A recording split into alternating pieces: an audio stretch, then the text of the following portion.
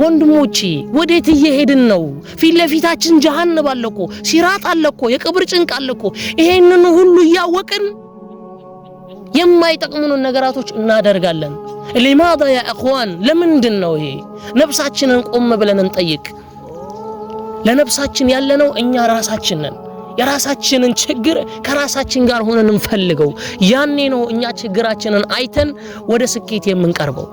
ስኬትን የምንፈልግ ከሆነ ደግሞ ከታላቁ ጌታችን ከረበል ዓለሚን ጋር እንቃረብ። አላህን የያዘ ሁሉን አገኘ ነው፣ አላህን ያጣ ሁሉን አጣ።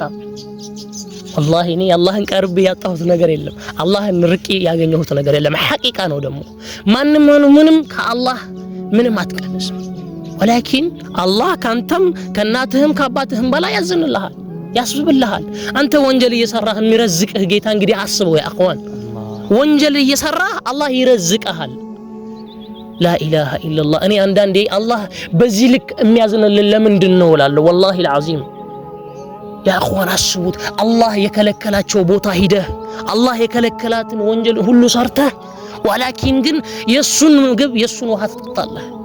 ሱብሃንአላህ። የሱን እገዛ ትፈልጋለህ። ሲያምህ ያ ረብ ትላለህ፣ ሲቸግርህ ያ ረብ ትላለህ፣ ሲከፋህ ያ ረብ ትላለህ።